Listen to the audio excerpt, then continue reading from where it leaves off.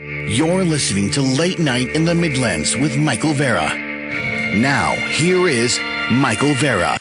We'll see what happens. Like I say, I think it's going to get good. I really do. You know what else is going to be good? After this break, I've got a great guest joining me here, Jonathan Womack. Jonathan began leaving his body in the fall of 1965 at the age of 6. His disassociation triggered by a terrifying encounter that scared him to death at age 7 after watching the Saturday morning cartoon, The New Adventures of Superman. Jonathan's astro body began adapting a caped superhero appearance inspired by the Man of Steel. Jonathan has been exploring other realms and helping those who have crossed over as well as those in the here and now. Jonathan is the author of 2 screenplays and 4 superhero novels. His goal is to raise awareness through his science fiction books, radio appearances, educational streaming, and feature films. Jonathan is an associated producer, guest host, and guest of the popular radio program The Other Side of Midnight with Richard Hoagland, and he'll be with us when we return. So, folks, this is Late Night in the Midlands. I'm Michael Vara, and we shall return.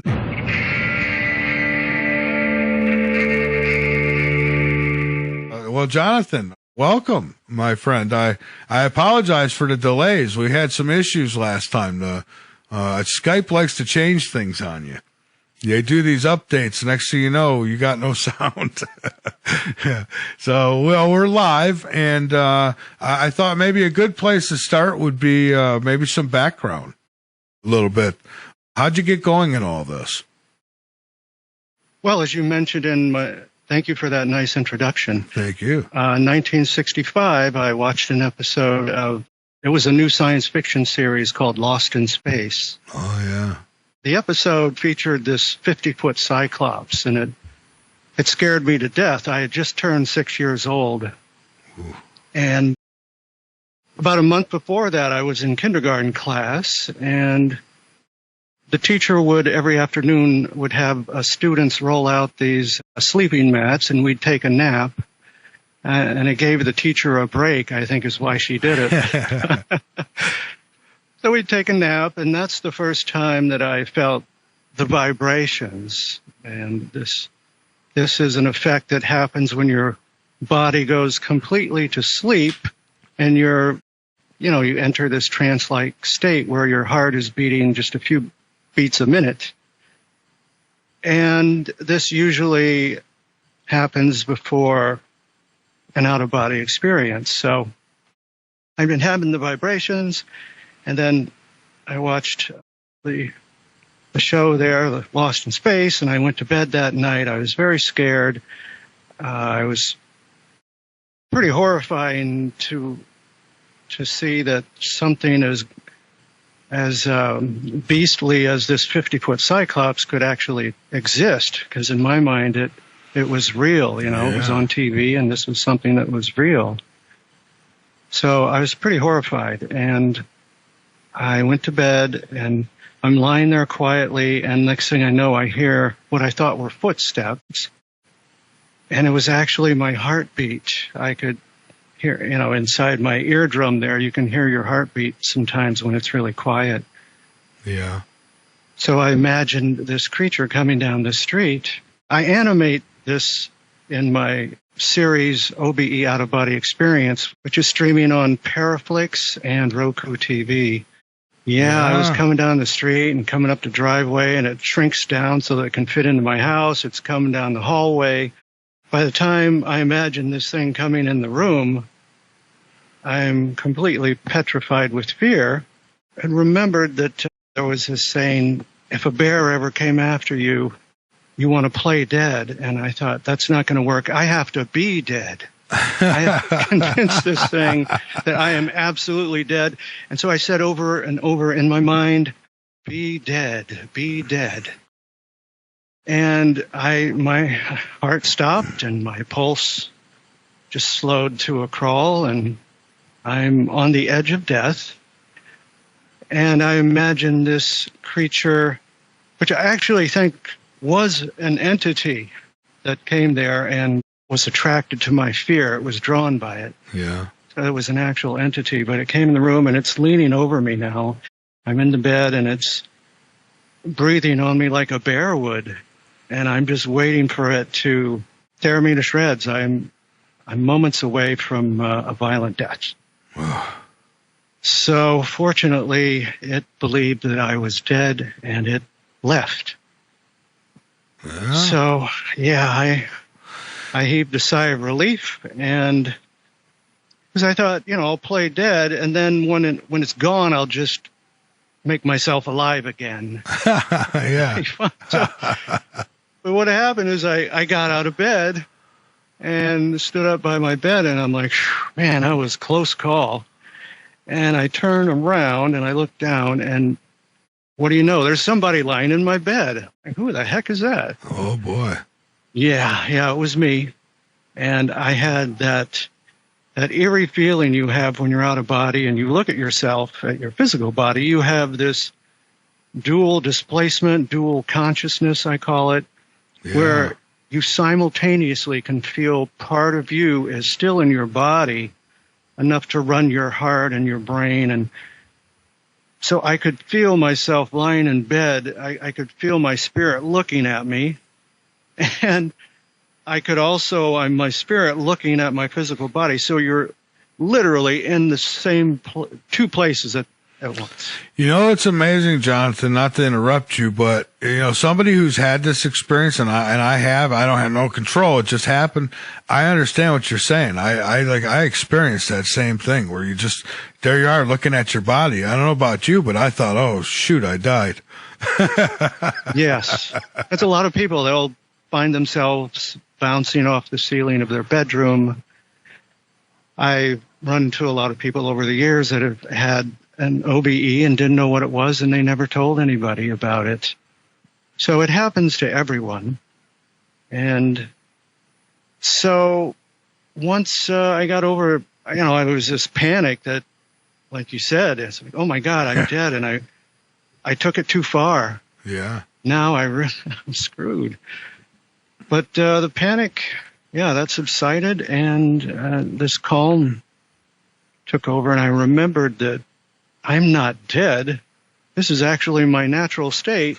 This is me before I came here into this body. I'm just back, and this is like a recess. I'm able to get out of my body, and I can have a little fun here in the spirit world. So it's like getting a little recreation time, right? It's total recreation, and I embraced it. And next thing you know, I'm shoot out of the roof of my home, and I'm flying over the treetops of my town, and I have a nice leisurely flight around the vicinity, and too soon I get this tug, and it's my body recalling me saying, okay, recess time is done. You need to come back now so that your heart doesn't go into cardiac arrest. Mm-hmm. So I shoot back home.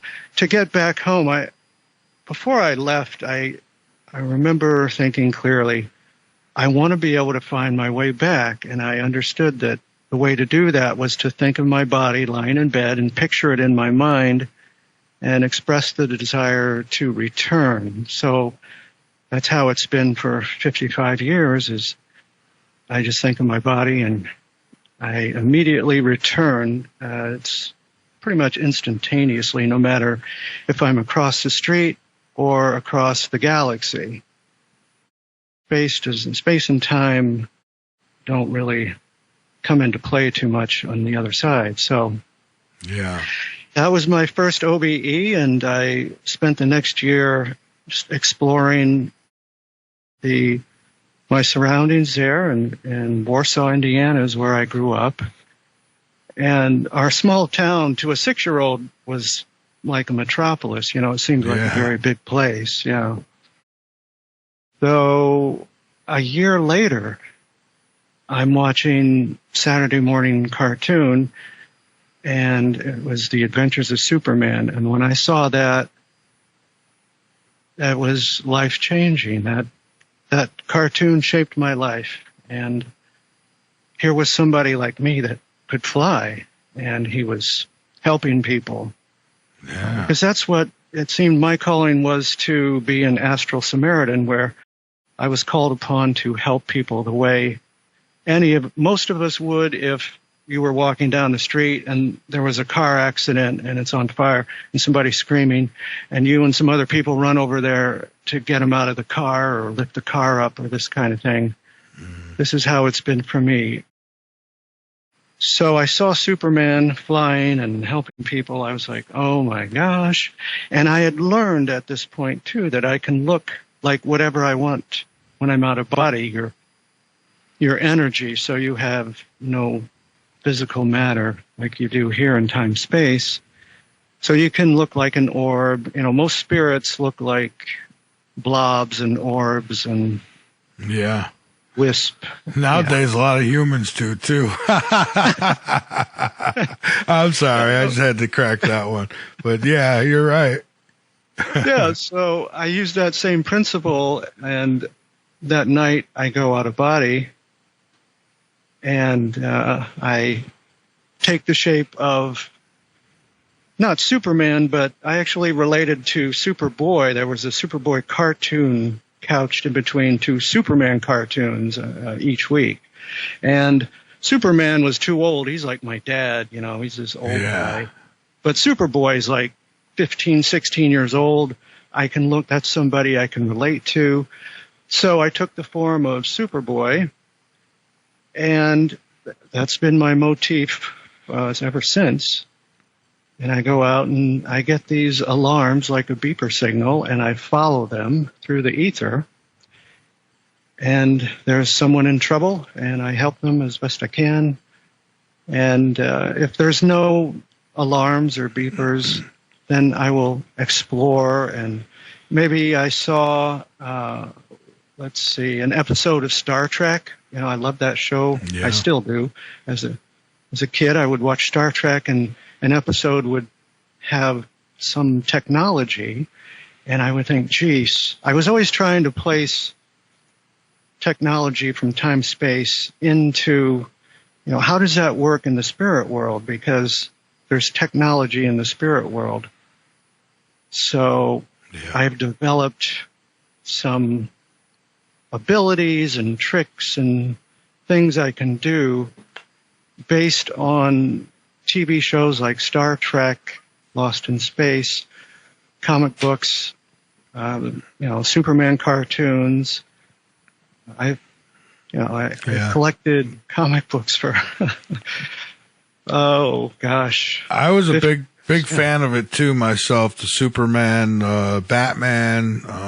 Superman was my favorite though. That was because he's the Man of Steel. So, but I was into the whole Superboy stuff, and even Supergirl. And I wasn't big on Marvel, but I did like Spider-Man, Iron Man, Captain America, and now they're changing all these guys around.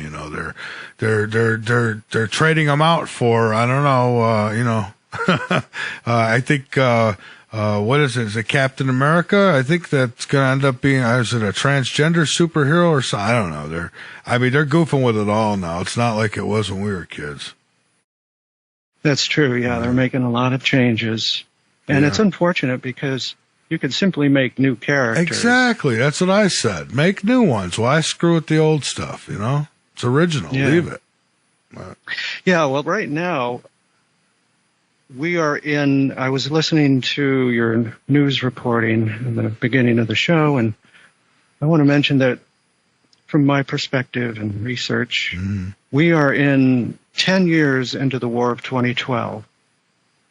Many of us humans right now on the planet, many of us truth seekers like yourself, are here. That's a big reason why we came to this point in time, is because of the 2012 alignment. That's a very big event. It only happens once every 26,000 years in time-space.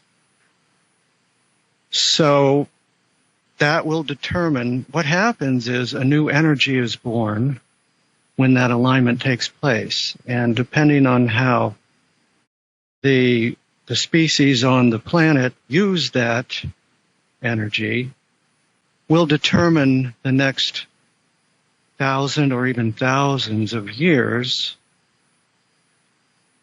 And you can see just in the last 5,000 years where Egypt used to be a lush garden with high technology, the pyramids are stone tech. That's all stone tech. That all comes from Mars.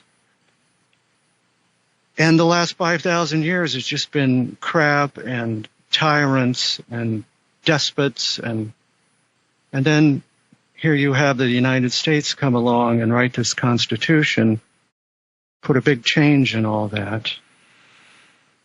Yeah. And 2012 to me is about whether the next 5,000 years is going to be more of the same, tyrants and despots and dictators, or will we enter this age, this new age where that all goes away, the power goes to the people, we spread out into the solar system, we discover our legacy on Mars, and at some point, hopefully, we are welcomed into the galactic community. So I'm carefully watching the news and what's going on in the world because, as you well know, this cabal is determined to destroy the United States because we are standing in the way of they want to keep the same totalitarian platform. Yeah. Yeah, they do. I mean, they've shown it. I mean, the moment Trump announced he was going to run, I mean, they were determined no matter what. They were going to do whatever it took to take him out. They even talked about, well, it'd be nice if the economy crashed. At least it would get rid of Trump, I mean, I can't believe anybody would wish, even when Obama was in, I was no fan of Obama, but I didn't wish the country to fail because of him. No way. Yeah. I mean, I love my land, I don't want it. Jeez. But, nowadays it's like there's so many people who have been indoctrinated. These kids are being indoctrinated. They're the stuff that they're putting in the schools. More parents need to get out and show up to these school board meetings and speak up because someone said it well, and I agree with this totally. They say this about smoking. Well, little kids can't say no. Don't smoke in the house and the car around them, right? Well, the same rules should apply to everything else. They depend on us to protect them, and we know what's going on is not good for them. And so we need to speak up because they're teaching them racism, they're teaching them hatred, and all the things that they accuse us of. I mean, they're teaching these kids, and it's really, really scary. Well, the cabal believes that Obama is Osiris reincarnated, and you can look up on Google when Obama was president, he went with some members of his team to Egypt, and they went inside a temple, and there's pictures of it, and they're looking at this wall in the temple, and there's all this Egyptian hieroglyphs, and one of the glyphs, it's like an icon of Obama. Oh, boy.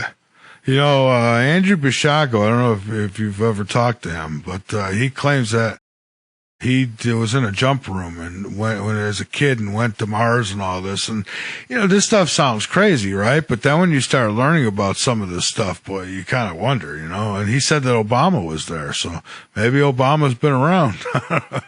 Well, that's what my book, Old Souls, is about. It's how Martians have been reincarnated on modern day Earth. Martians from way back when the solar system was a bustling place and humans had reached a level 2 technology where level 1 is you have control over your planet, level 2 is you have control over your star.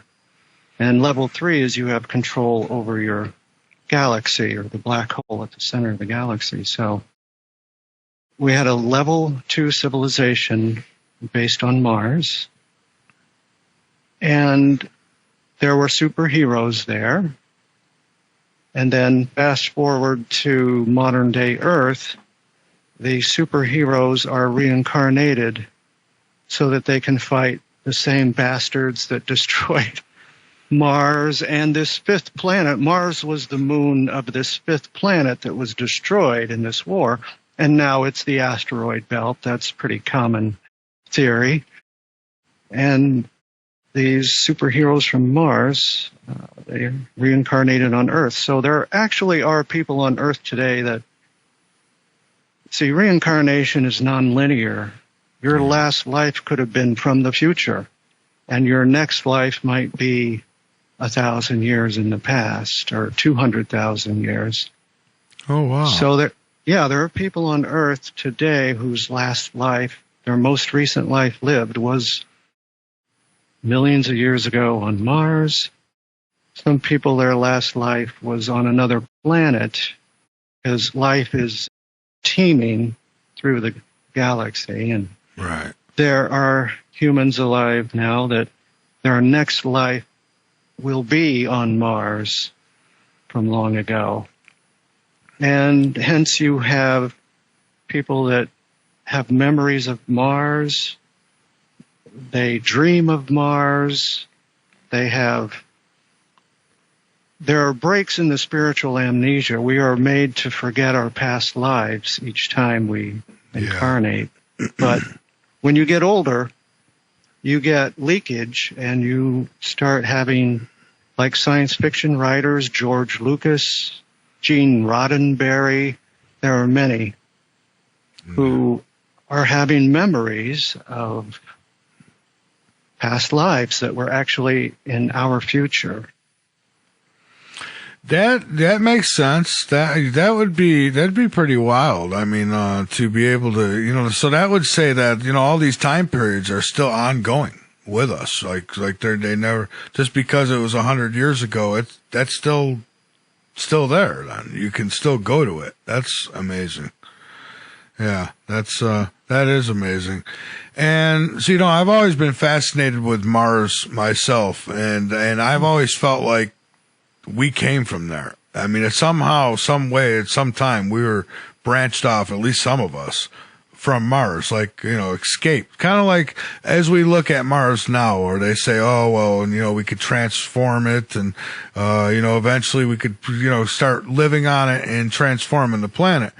It kind of reminds me of what probably happened originally, is they thought Earth the same way, and there was some kind of war, right? And Venus took a shot, and Mars took a shot, and some other planet out there got destroyed, and, even Earth got hit, because you see evidence of a glass sheet. What is it, Africa and parts of the Middle East or whatever, isn't there? It looks like there's like a sheet. John Brandenburg talks about it. Where it looks like a nuke of some sort went off way whenever, So I don't know. He says Mars, actually, there's, it seems like there's, signatures for nuclear explosions. What does that tell you? Yes, there was a war there. And our governments have covered this up, and the cabal wants us imprisoned on one planet because it's easier to control the population.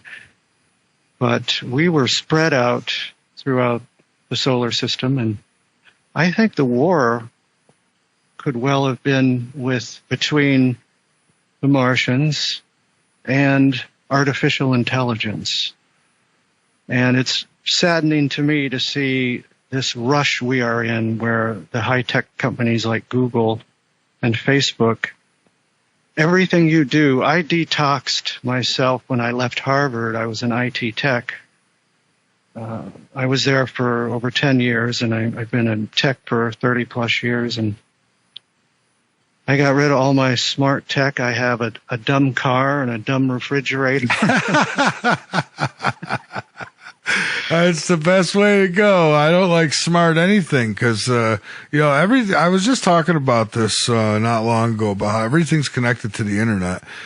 AI, I mean, it's going to be so easy for a takeover. Everything. I mean, they could crash your car. They could turn it off on you. They could, who knows what they could do to your fridge? Turn the temperature down, spoil the food. I don't know. I mean, everything's on the internet, you know?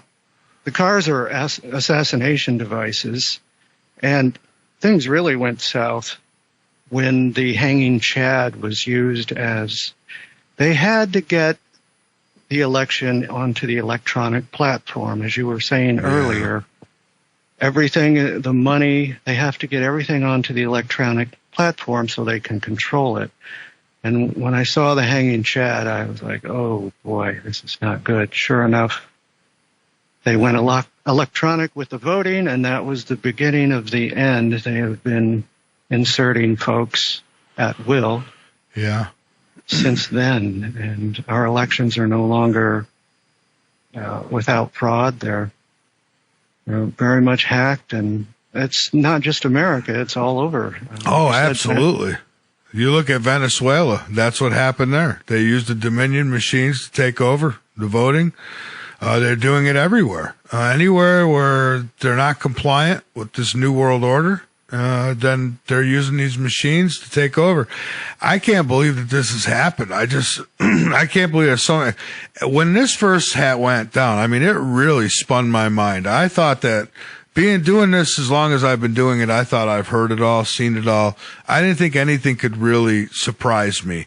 But when I seen how deep this rabbit hole actually goes, it surprised me. I mean, it's like, I just sat here one day and says, what the hell? Everybody is involved. Coca-Cola, the NBA, the NFL, you name it, the FBI, the CIA. I mean, everywhere. I mean, even some of these little outfit stores, whatever, they're all involved. It's like, I just couldn't believe it. I mean, mayors, governors, it's like, wow, how long have they been stacking the deck, man? We've really been sitting with our eyes closed for a while. Some of us anyways. Others of us have sounded the alarm. We've been called Alex Jones conspiracy theorists and stuff like that. Now look, everything that was a conspiracy theory is being proven to be true. You know? I mean, look at it all. Mm-hmm. Well, Americans have been guilty of being too nice. And these folks that, like JFK said so eloquently, there's a group of people that want to enslave every man, woman, and child on the earth. And that's exactly what we're seeing. They've been working on this for decades. I mean, just think about the mindset of the banker J.P. Morgan when Tesla came out with his AC electricity model, and Morgan had to destroy him because he learned Tesla was going to give free energy to the world, and that that couldn't go. I think that as history puts it, the question was, well, where's the meter? How do you put a meter on it? You know, it's like, well, there's no meter. It's free. Oh no, that's wrong word to use. That'll get you buried quick, right? That's right. Yeah. He was the original globalist, and they got rid of Tesla and his free energy model. And here we are all these years later. We still do not have free energy. My latest novel, Ram I Am, that is the main theme, is Ram. Ram is the Superman modeled superhero. You know, he's like an out-of-body Superman. Yeah. And his buddy is a scientist. If you're familiar with the Superman comics, there's Superman has a buddy scientist, and Emo Hamilton. And so this Dr. Haji Keefe is a scientist, and he's going to bring free energy to the world. And he's going to do it in a way that will satisfy the globalists, because you need people to maintain the pyramids, and, you know, somebody has to build them and the sort of thing. So there would be some infrastructure, and a forward-thinking company could make some money if they got into this and take part of it. And so the free energy, I believe the Egyptians were not, they were charged a little bit for their quote, free energy that they had back then. When the pyramids were running, you had this sky to earth connection. There's electricity in the ground and electricity in the sky. So if you take a plug and one end is at the tip of the pyramid and you plug it into the sky, now you've got an open circuit. And the pyramid would light up the area with electricity, so Tesla understood this. He built his Tesla tower over an aquifer, a limestone aquifer, because, again, this is the stone tech. I was just telling Maria Wheatley, I don't know if you know her, but yes. Mm-hmm. I'm working with her on the Stonehenge project, and I was telling her about the stone tech on Mars and how amazing and wonderful it is. And we see some of that on Earth with the pyramids, and there was a network of pyramids and obelisks that made the sky and ground connection and this free energy.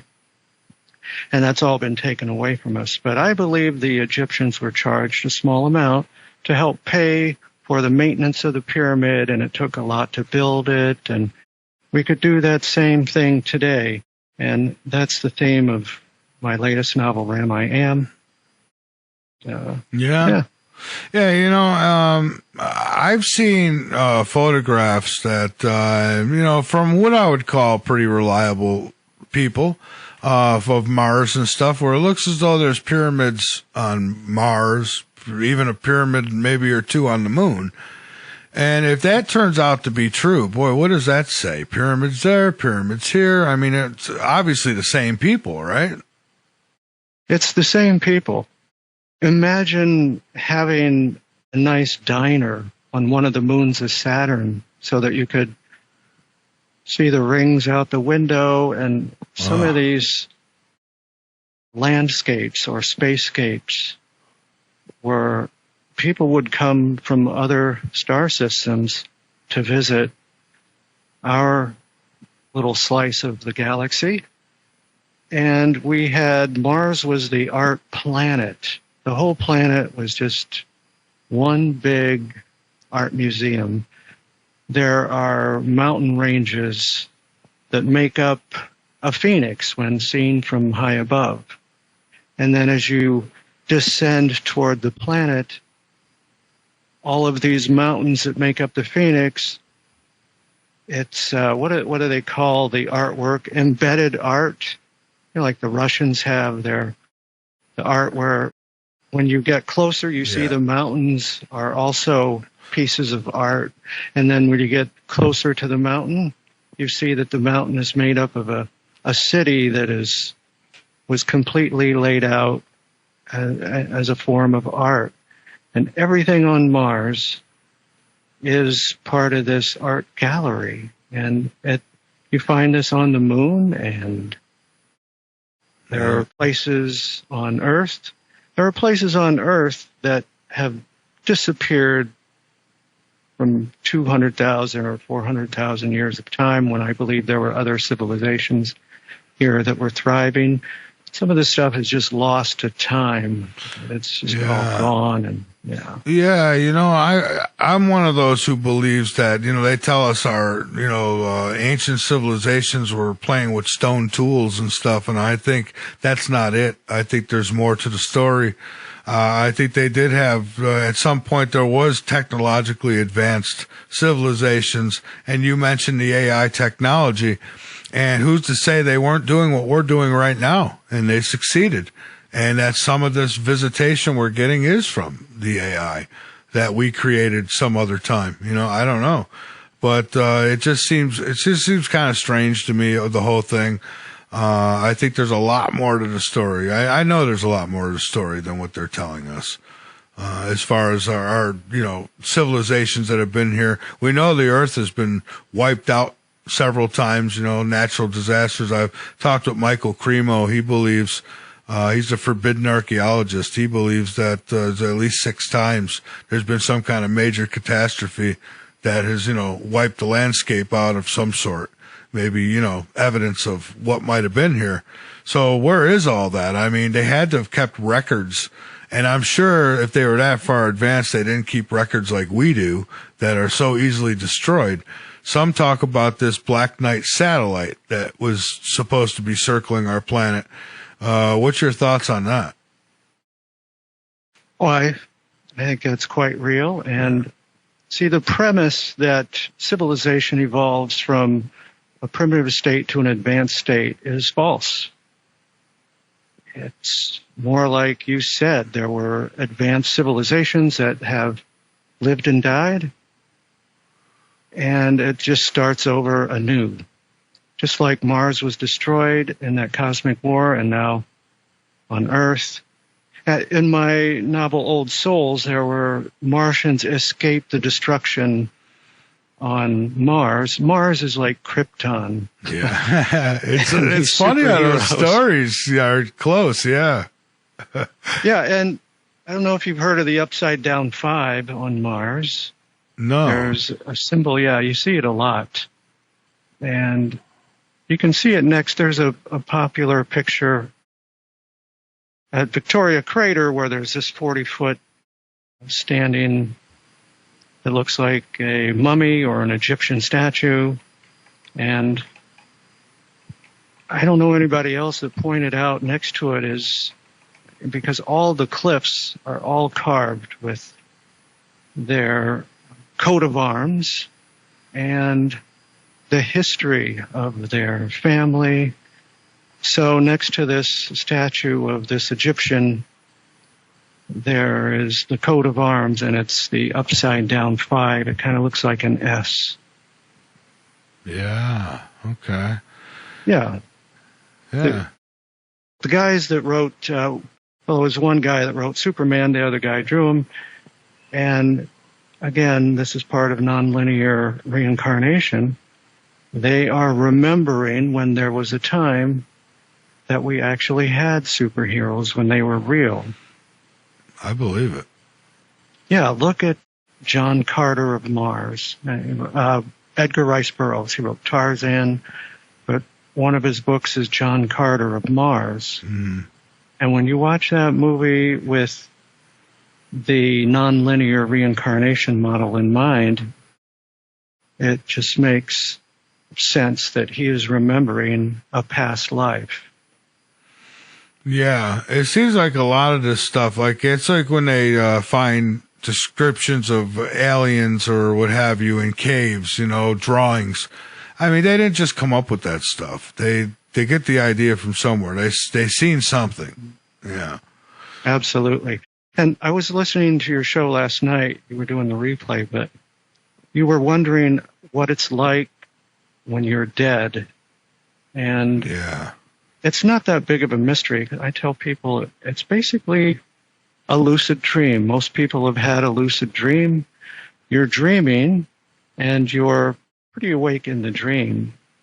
And everything is colorful. You're awake and aware. And when you wake up from it, you're like, oh my gosh, that dream was so real.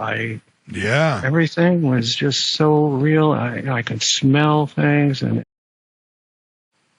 that's what it's like when you go, that's the spirit world.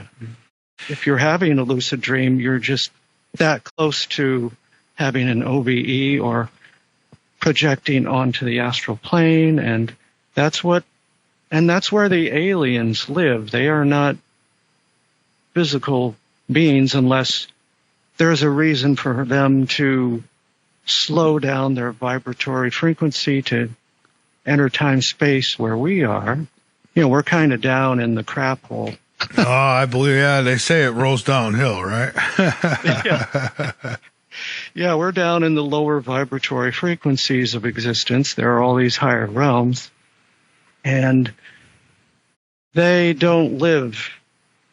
They've learned how to change matter into energy and energy into matter. It's a matter of bringing frequency and vibration, like Tesla said.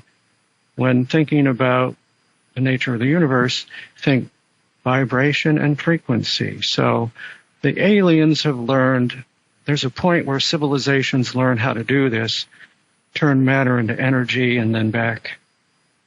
And once you do that, it changes everything, because now they can live in this higher state of existence where they're vibrating at a very high rate. They can see us on Earth. They can observe us. We cannot see them when they're vibrating that fast. And what it allows you to do is, Einstein said, oh gosh, we'll never break the speed of light, because as you approach it, your vehicle or spaceship would become infinitely dense and you can never, there's this conundrum, but there's an easy way around that. It's very simple. You make yourself into energy. You no longer have matter. It's everything that you are without the physical part. And so just like I can travel, or anyone, when you're out of body, if you want to travel across town, you can glide across town. If I want to go to the other side of the planet, there's a sense of rushing motion. It's like a tunnel. You get this tunnel vision, and you're there. So it's just this quick rush. Now, let's say I want to go to Alpha Centauri. It's the same thing. Yeah. There's a sense of rushing, the tunnel, and then whoop, you're there. So that's how the aliens can travel. The galaxy becomes a very small place when you can get around like that. I had a sighting one night. Sorry, listeners, you're going to hear it again. But I had a sighting one night, me and another. Thankfully, she came out and seen it at the last minute, so she knew I wasn't crazy. But this thing, you mentioned the energy, and that's why I'm bringing this up. And this thing, it was a huge, I call it a mothership. This thing was huge. It was like a football field, just going over, the property I was on. And I didn't notice. I couldn't hear it. I couldn't see it. It was brighter than bright, right? But none of the light reflected. It stood within itself. And I don't know, I just got a little glimpse of something out of the corner of my eye, and I looked up, and holy crap, there it was. And it was just going really slow over. And it looked like all energy. It had shape. You could see shape. I mean, it was intelligent, but it was all, and I mean, it was so brilliant. The colors coming off it were so brilliant. They were like orange tubes, 4 of them. But you couldn't see in between them. So that tells me it was one solid object. And it was all, it looked like it was all made of energy. Like it was amazing. It was like the most brilliant thing I've ever seen in my life. And so, yeah. So it would seem like they turned that's what that was. Just all energy. And then as it went over to treetops, I mean, it was only a couple trees up. It wasn't that high. And then all of a sudden it just disappeared. It's just amazing. That's what you were seeing. And there's a good example that I point people to on YouTube that shows these ships, the Greys, let's call them. Thank you, Jeff. These ships are in a state of transition where they are slowing down from their high energy, high vibratory state to a lower state. They come to observe different points in our history, like the 2012 alignment. Mm-hmm. In this case, it's called the NASA Tether Incident.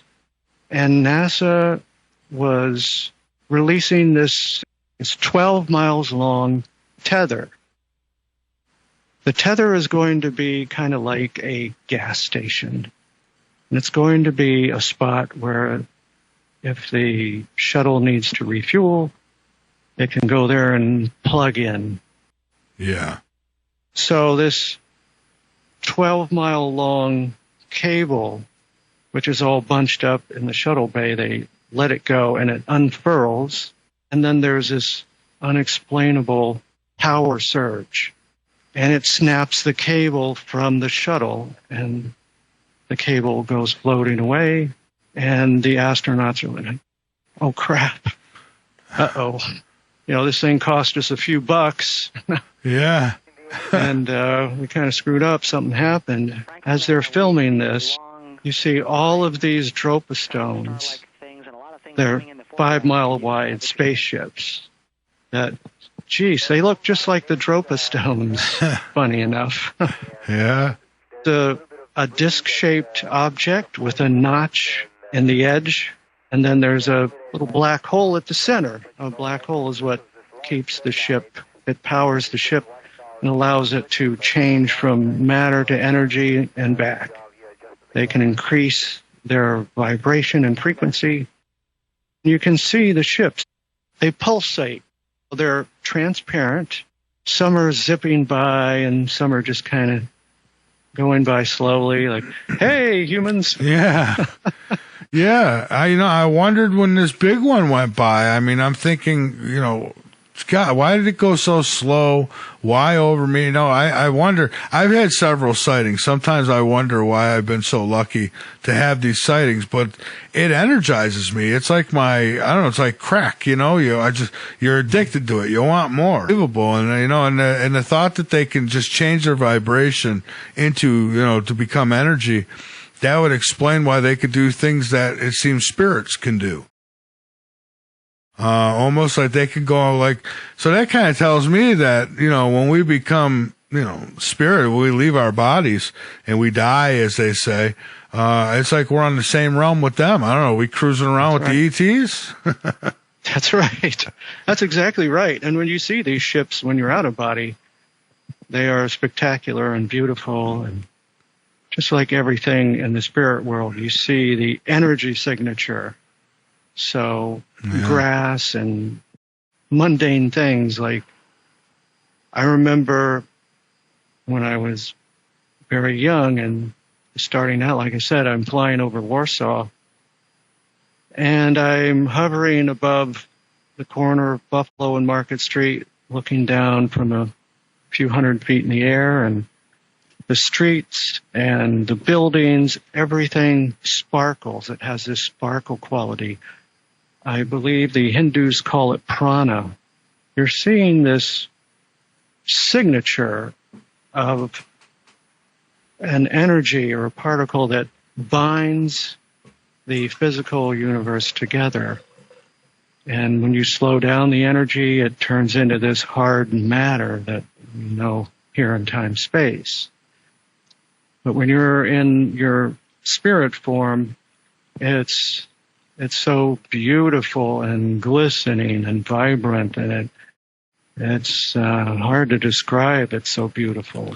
And yeah, I know when I had my out-of-body experiences, how I explain it to people, people say, well, what was it like? And I kind of explain it like, you drive to the mountaintop in the car, and you're restricted. You can only see out of the windows. And it's like getting out of the car and standing on the top of the car, and you can now see everything. And that's kind of how I would explain it. It just seemed like it was a real wake-up call for me. It's these experiences, they've literally changed my life to where, I devote almost all my time to this stuff. It's just, I want to know. I feel like I'm here to get answers. And so, I'm digging. I want to know.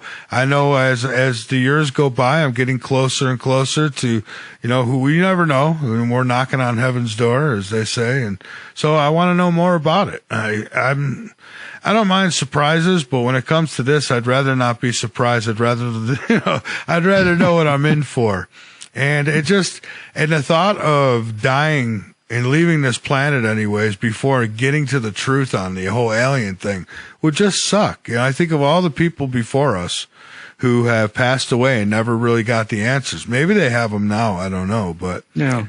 I want to know. Well, yeah, I think of when I see, again, going back to media, there's an episode of Star Trek The Next Generation that comes to mind where they have this historical observation team is on a primitive planet. The people on the planet are in villages. They have bows and arrows. It's at that level of technology. Yeah. And the historians are outside of the village in this. They have a little room inside this little mountain, and they observe. The window is holographic, so anyone looking at the mountain, it just looks like a mountain. But if you're inside, you're in this high-tech room, with your fellow Star Trek friends and you're observing the native people. And a girl and her father are out hiking in the mountain, and something happens, and she sees this holographic window disappear, and she climbs up and she looks in, and she sees these people in this room, and they're like, "Oh, we got to fix the hologram." And the girl falls, and she's injures her head, and the dad gets her. But she has seen this, and she tells the priestess. The priestess is in charge. And the story develops, and Captain Picard, decides he's got to go down there and talk to this woman. So he goes to the village, and they're dressed in similar clothing, and they don't want to scare these people, but it's come to the point where he has to step in, and he beams up to the Enterprise with this woman. And I believe they're either in 10 forward, or I think they're in his office. And he has this big picture window looking out on the planet. He says to her, "Just like you have tools, you learned how to make fire, and you had spears, and now you have bows and arrows. And your technology has allowed you to advance." And he says, "We are no different. We're just like you. We've been around longer, and now we have tools like this spaceship. It's just a tool to take us around, and we have these devices like our communicators that would seem like magic to you." And the woman was like, "That makes sense." And Arthur C. Clarke, his third law is that any sufficiently advanced technology will appear as magic to a less advanced race. And that is so true. Yeah, and that's another thing. You think of biblical times, you hear about all these amazing things that happened. And I feel like I can easily explain it with, okay, well, it's extraterrestrials. I mean, or advanced civilization. I mean, think about it. If I had a time machine right now and I could go back, say, I don't know, few hundred years, but put me back 1,000 years, and let me take just a few things with me. I could take a cell phone with me. I could probably take a picture of somebody, open up an app that has fire burning around their picture, and convince them that I've captured their soul. And unless they do this or that, their soul will forever be in hell burning. And they'd probably believe it because they wouldn't know what the hell that thing was I was holding. Even a lighter. They'd say, think about, fire came from his fingertips. Was he just lighting a lighter? So it's how would you explain electricity to someone who lived long ago? It would be pretty tough because you wouldn't be able to show it to them. What is electricity? Well, it's this force. It would be tough. Yeah, it's an invisible force that would create things, bring life into things, and they'd be like, "Oh God, this guy's crazy." Exactly. Yeah. Hey, Jonathan, hang out with me for a few minutes. We're going to take a break here. When I take the breaks, we get off camera and all that. So whatever you got to do, go ahead and do.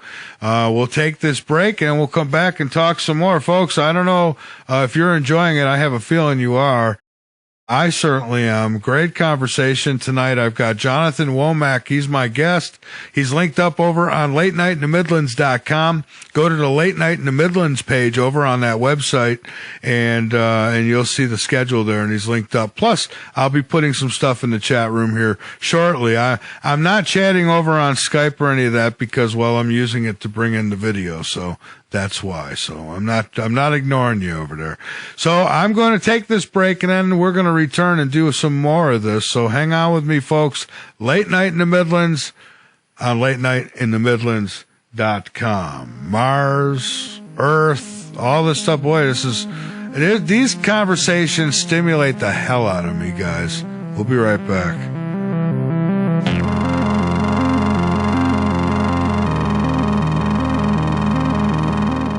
let's get back to it here. Again, my guest, Jonathan, I have a son named Jonathan, so it's easy for, I won't forget that name. So, what about time machines? So are they basically in time machines? I mean, why? If they could go astro body, and I mean, they could turn themselves into energy and just travel, right? So then these machines that they drive around in, are they time machines? Would you say they're like little time machines? Or I no? suppose you could say that. Now, it's hard to think of the other side and how time works, because a lot of people say there is no time. There actually is time on the other side. Happens more in cycles.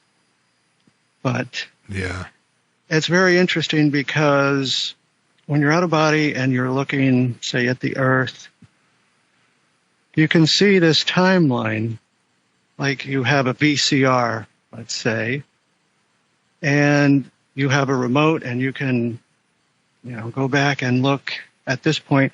It's just moving so slow compared to how fast you are moving. Yeah, it's super slow-mo. So you can fast forward and look at something in the future, or if you want to go down into your current time and look at something that's going on, you want to see what your friend's doing, let's say. Yeah. So you can go observe them, but it's this, again, it's like lucid dreaming. So you're in the room.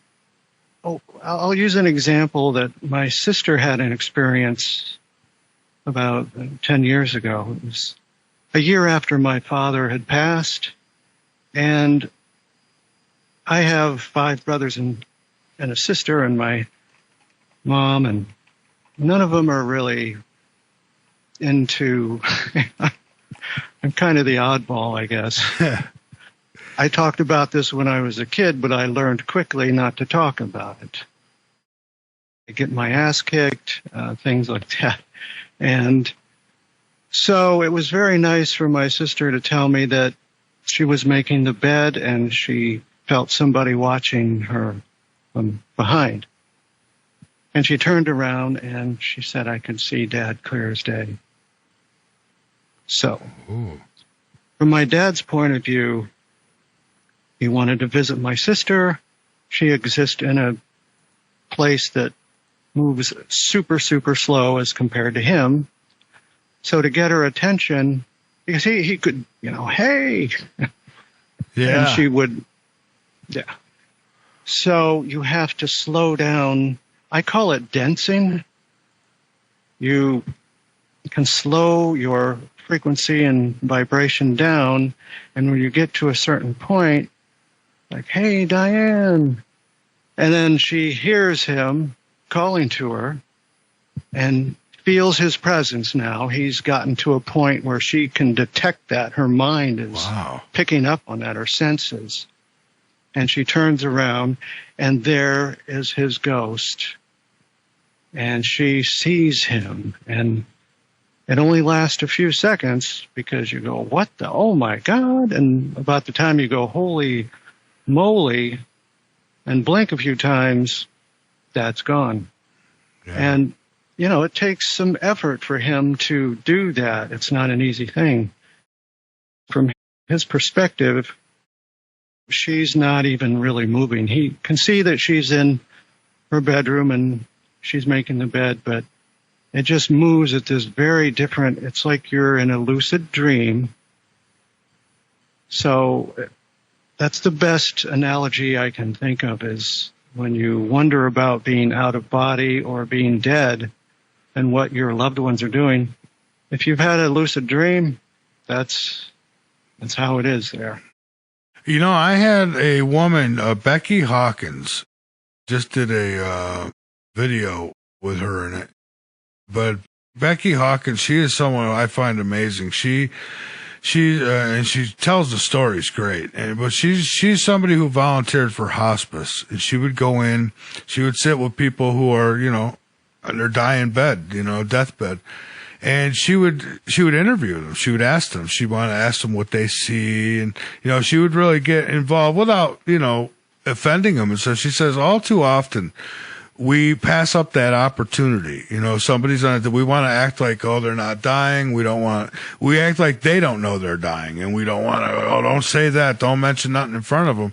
When really we should be asking them questions like, how do you feel? What are you seeing? You seeing any, well, she did. And she's documented, hundreds and hundreds of cases of just people who have seen loved ones and angels that showing up. And a lot of these people were not on medications when they were on their deathbeds.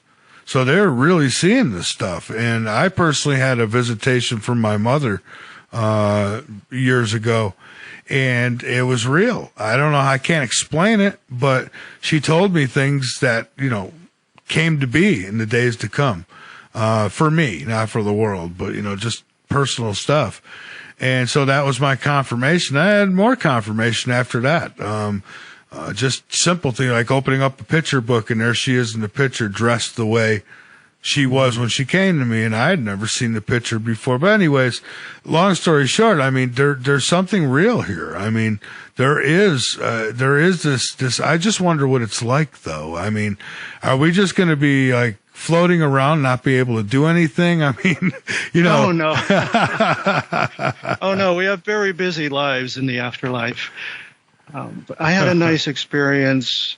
I was at a book signing. I get wonderful stories from people, but a woman came up to me. She's mid-50s, and it's hard not to get emotional just thinking about this, but she was in a bad way. Her son had passed away a year ago in a bad car crash. Mm-hmm. And that's one of the hardest lessons. That tells me already something about this woman. That if she is going through this, she's been around, she's an older soul.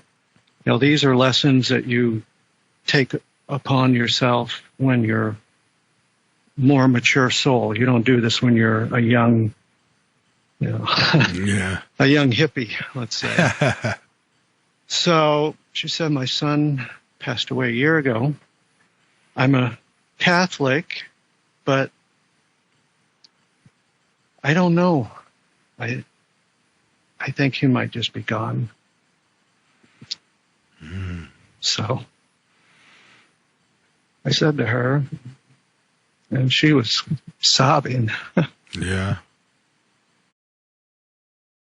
Said, no, he's definitely not gone. Don't think that. And I said, loved ones will come to you in a dream oftentimes because it's easier for them to get your attention. Like my dad got my sister's attention when she was awake and conscious. Yeah. And we're using that part of our mind. But when we're sleeping, we're vibrating at a different rate, and that vibration is closer to the spirit realm. So and one of the stories I wanted to share tonight is about how you can go into people's dreams. You can give them a suggestion, the power of suggestion. Wow, yeah. You can talk to them, and hopefully the next morning when they wake up, they will remember it. They were awake enough to go, oh my God, I saw Grandpa last night or whatever. But I told this woman, no, don't ever think he's dead. That's horrible. He is alive, and he's going to come see you in a dream. And I'm sort of calling to, because thought is the most powerful force. It is, yeah. In the here and now as well as the spirit world. So just think of that person. If you're in the kitchen doing dishes and you think about your lost son, he's going to be there. He can hear you. You hear people's thoughts. So I said, he'll come visit you in a dream. Yeah. She smiled. She stopped crying, and she said, he came to me in a dream last night. Yeah. And he told me to come here today to meet you. Wow, look I at said, that. that is as much validation as I can, as much proof. That is all. That is it. See, there you go. Now that's confirmation for you. I mean, nobody could tell you different. That's your experience, and that's awesome. And I wish everybody could have an experience like that. Yeah, losing a child is so tough. Yeah, There was a movie years ago called Dreamscape with Eddie Albert was the president, and Dennis Quaid was a person who could enter people's dreams. And Kate Capshaw was the researcher who was working with him to study this phenomenon. And he discovered that, in the spirit realm, there are bad people. And there are bad people that there are abilities you have in the spirit world, and not everybody uses them for good. So there was this bad person, I don't remember the actor's name, but I always remember him from the movie The Warriors. He's like, warriors come out to play. He's this real creepy dude. So he's a creepy guy in the movie Dreamscape too, and his job was to go into the president's dream. Eddie Albert was the president, and he's going into the president's dream, and he's going to assassinate the president. Holy smokes. Yeah, Dennis Quaid discovers this, so he goes into the president's dream and fights this guy. And battling on the astral plane is very different from battling in the physical world. You have very different weapons, and the whole thing is, it's very different. So that was something that I learned over the years, how to fight and defend myself against bad people. But you can go into people's dreams, and you can do good by, if they're trying to quit smoking, you can put the suggestion in their mind, and hopefully they wake up in the morning. And that's all they needed, was that extra oomph from you. And another thing you can do in the spirit world, we were talking about time travel. And I like to use the pirate peril incident that happened to me when I was very young. I've been going out for a few years. I was just a boy. But I've been doing this a long time because I'm an old soul. So it just most of these things came fairly easy to me because I'm just relearning them. Yeah. But I go to bed at night, get out of my body. The alarm signal is there waiting for me. And it is very dire. It's the most dire alarm I've got to that point. So I follow it.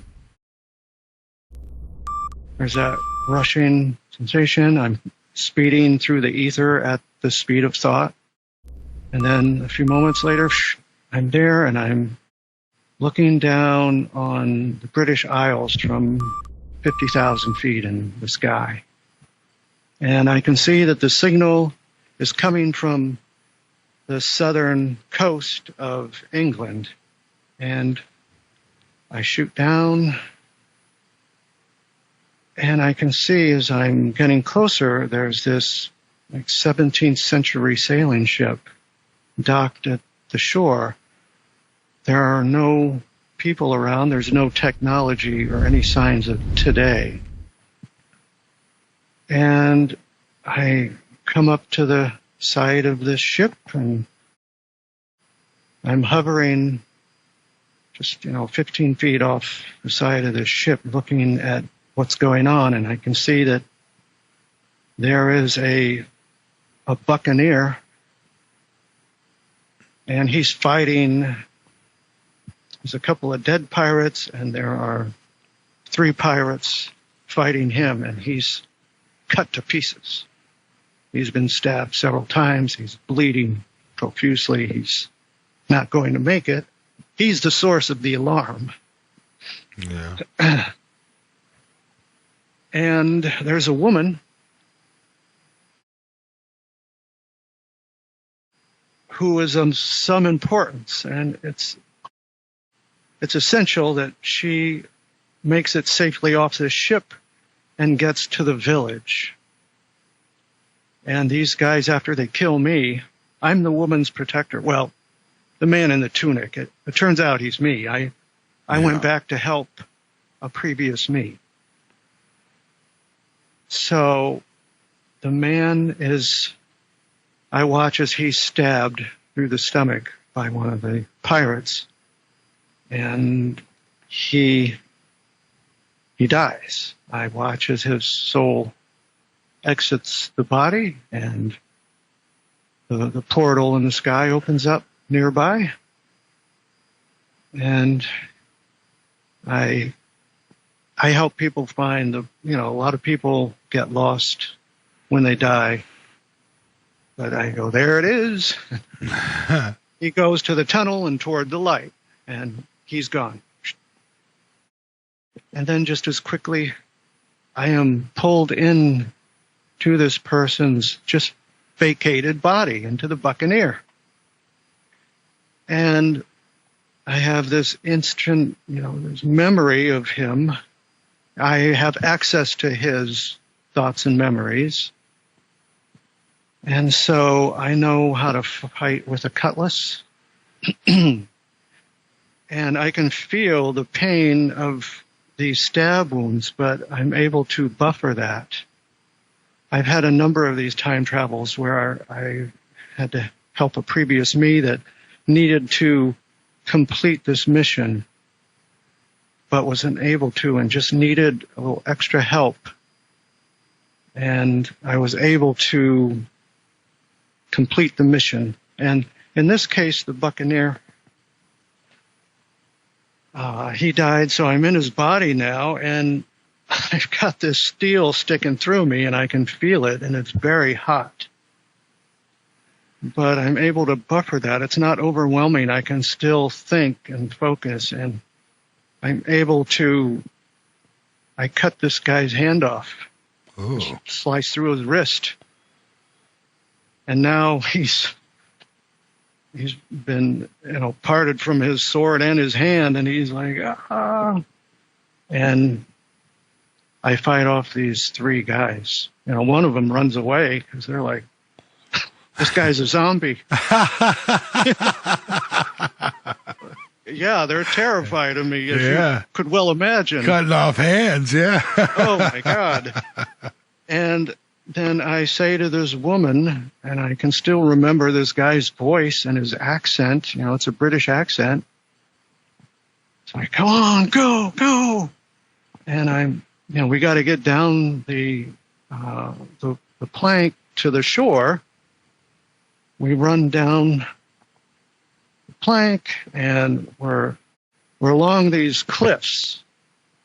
Actually, last Saturday, believe it or not, it was so cool. I had a nice deja vu moment where I was watching TV, and I had been curious about this spot for years, not curious enough to go on a quest to England to find that spot, but I'm just curious. And lo and behold, they're talking about these pirates and smugglers would come over from France, and they would go to this cove, and they show it. And I'm in the process of animating. I'm a 3D modeler.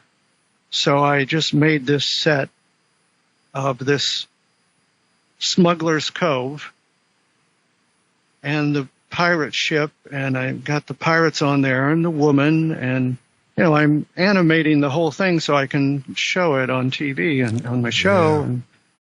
And man, they show that cove. And it's just, deja vu is so cool because I'm like, oh my God. It is. There it is. That's where I was. And they superimposed a old colonial ship on there too. I was just like, oh my God, that's so amazing. Cool. But we run down the plank, and then we're running up this slope to the top of the cliff, and I turn around to see if there's any pursuit, and there isn't. And I know at this point that my mission is completed, and she's ahead of me, and she's running toward, we're going to this village. It's just not far away.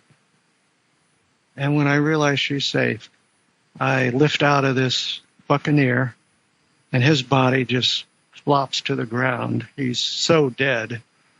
Mm-hmm. And I have this beautiful leisurely flight over, what do they call that, between France and England, you know.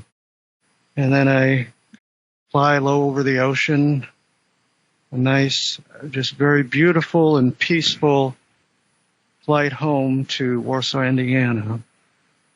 And it was just a way to mitigate, because what happened, it's just so violent.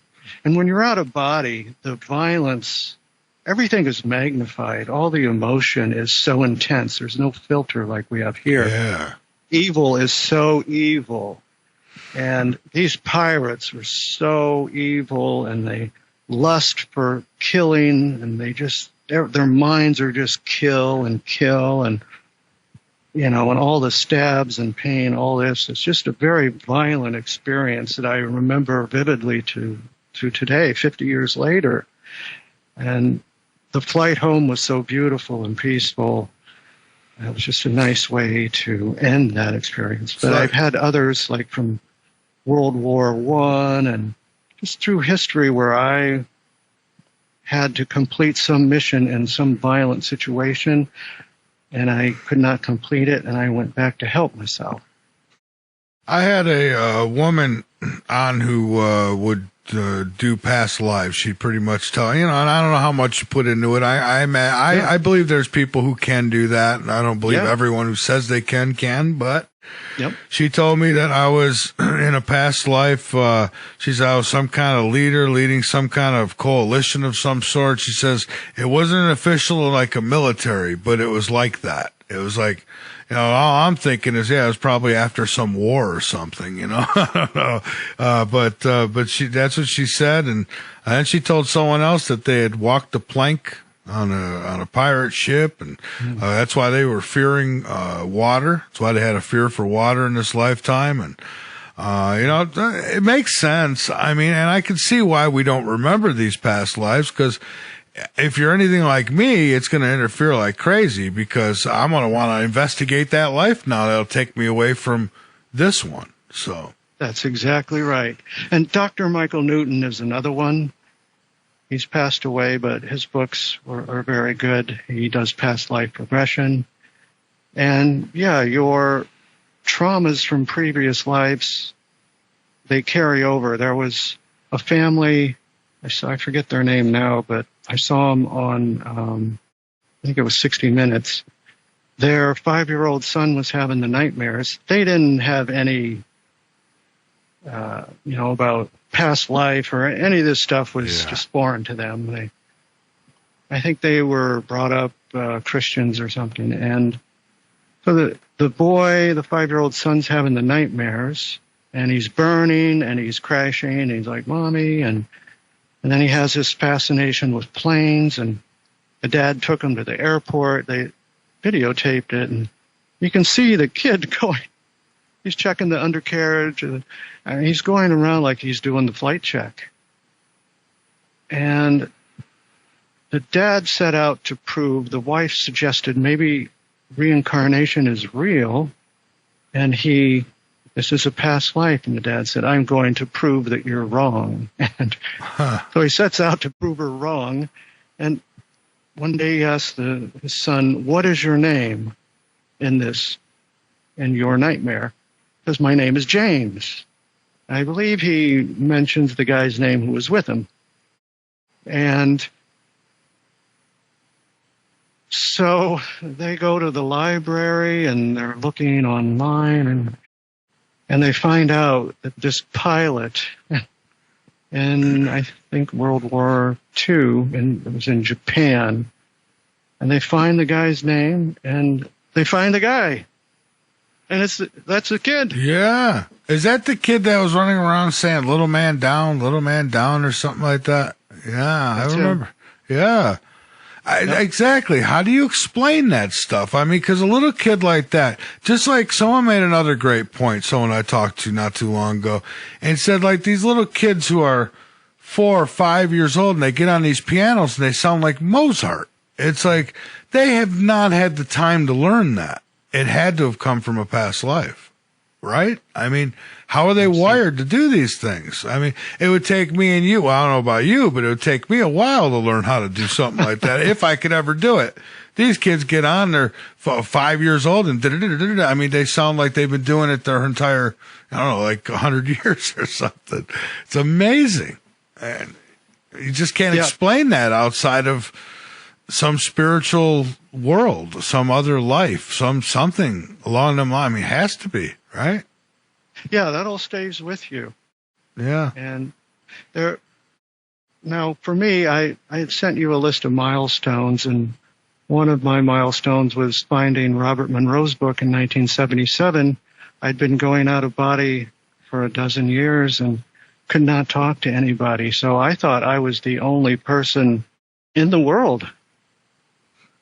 And this is 1977, and I see his book on the shelf, and the cover has a picture of a guy lifting out of his body, and I was like, oh my gosh. And I started reading it to see if I could tell just in the first page, oh my gosh, this is somebody else in the world that is doing this. I'm no longer alone.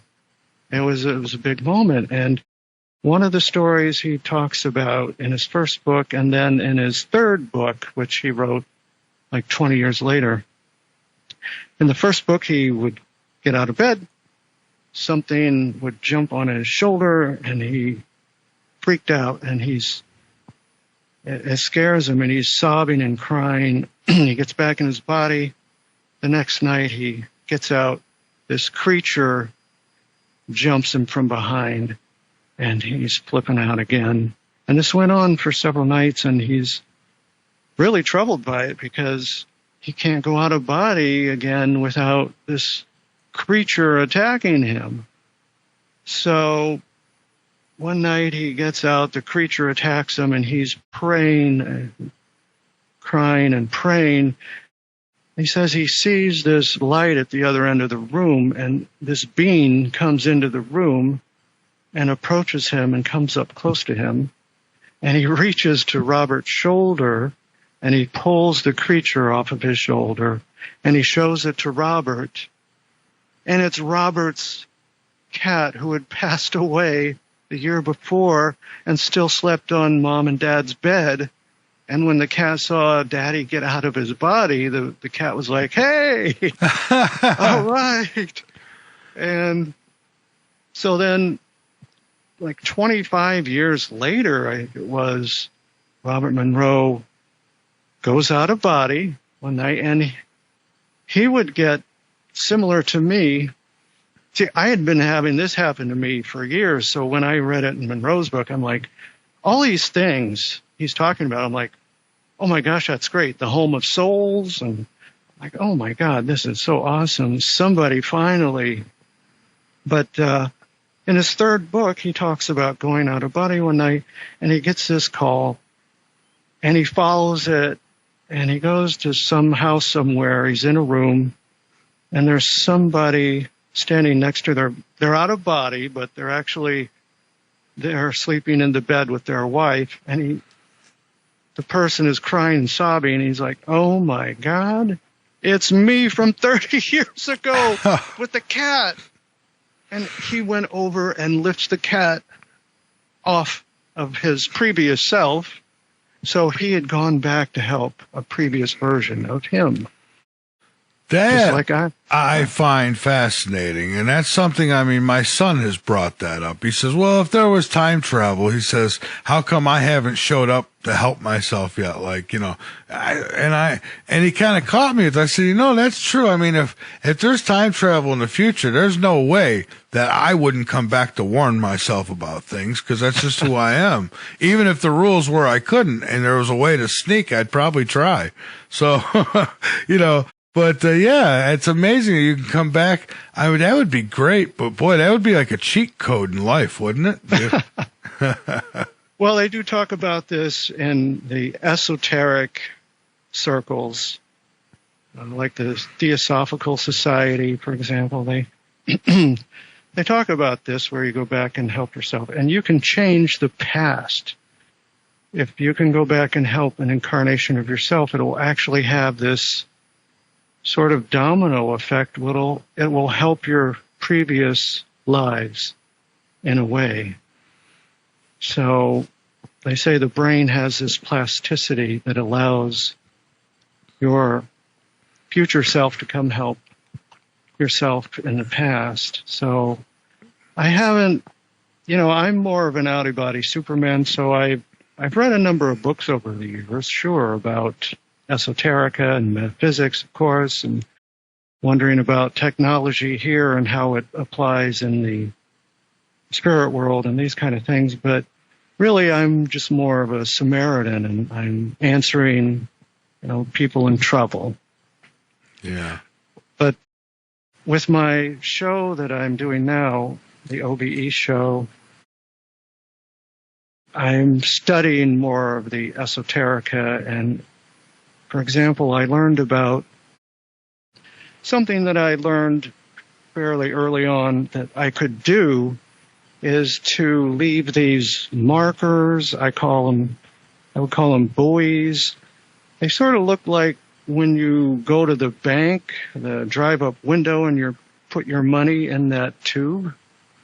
Yeah. It sucks it through like the Jetsons, you know? Sucks it through, and that's kind of what I leave in place near someone. That I use this Zack Snyder analogy. After Man of Steel, I waited 50 years for Zack to come along, because all of the Superman, I love Superman and all of the movies and TV, but no one had ever made a realistic movie of how it was, because it can be a really tough gig. Helping people, it can be stressful and hard and traumatic, and it takes a strong person to deal with some of these situations that I found myself in, with these evil, you know, dark angels, and there's some. So with Superman, nobody had made a realistic Superman to me, and I thought, I'm going to have to do this. I'm going to have to make a Superman movie. Or in my mind, I was going to make a movie about Ram, my alter ego in the spirit world there, as I looked like Superman. Mm-hmm. And after I read Robert Monroe's books, I took the name Ram, because that's his initials, Robert Allen Monroe. And I just had all these Ram and Ramsey. You know, my first book, A Cry for a Hero, is about this guy who is scared to death and then finds himself out of his body. And after tooling around and, hey, this is great, and then he sees something really bad that the government's doing, and he has to stop it. They have this spy satellite that is beaming dark energy onto areas of the U.S. to create all this anger and strife, even in Little League baseball games. Yeah. People are shooting.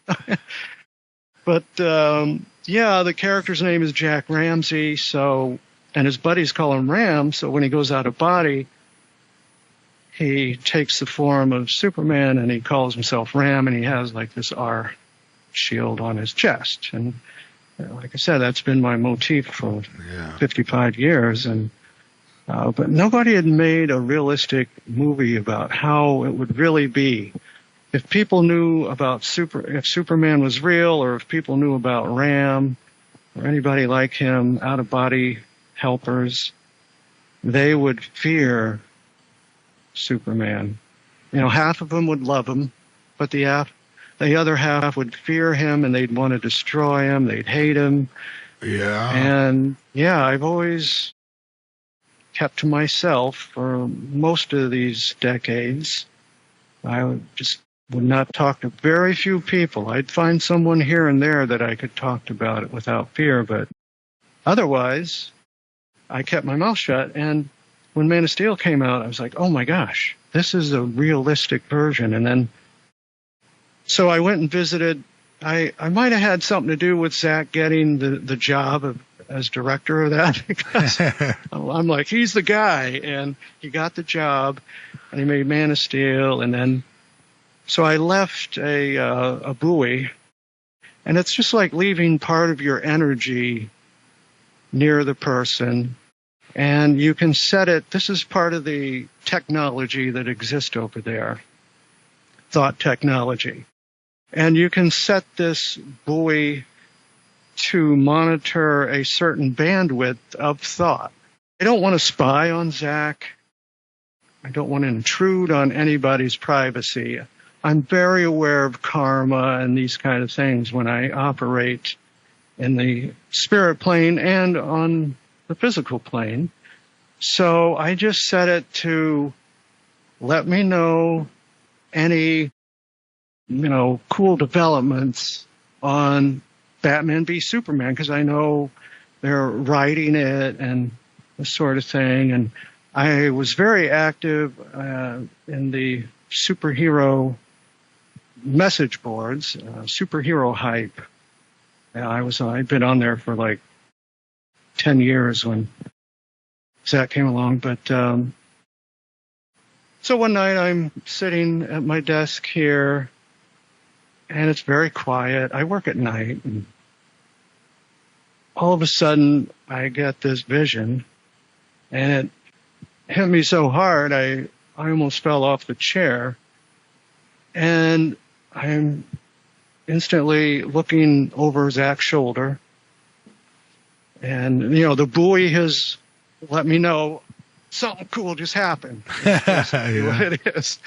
And so I'm standing looking over Zach's shoulder, and he's looking at Batman next to the bat light, on top of the Gotham police station. You got the bat light, and Batman, Zach has decided to use the white eyes for, and Zach is getting his material from the graphic novel The Dark Knight Returns and all this. So I was just like, oh, that's so awesome. They're going to use that Batman and the way Batman looks. And I love that graphic novel, The Dark Knight. And so the vision passes, and I was just like, oh my God, I got to tell my friends on Superhero Hype. So I go on there. I'm like, guys, oh my God, guess what? They're going with the white eyes for Batman and the bat light. And they're like, wow, cool. Well, what's your source? Never mind. Can I say anything? Yeah. You're not going to believe me if I tell you, right? Yeah.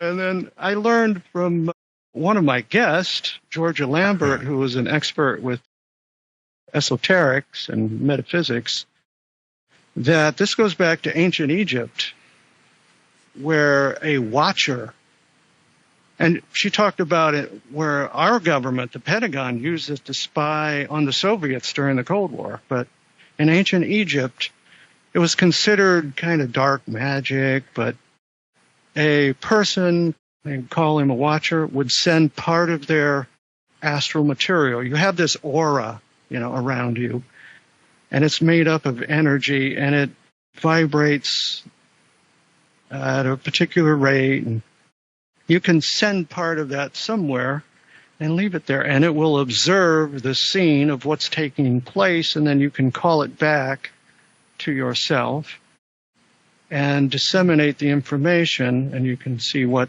went on. And I thought, well, that's pretty much like me leaving the Bowie with somebody, or an astral RSS feed, you could think of it.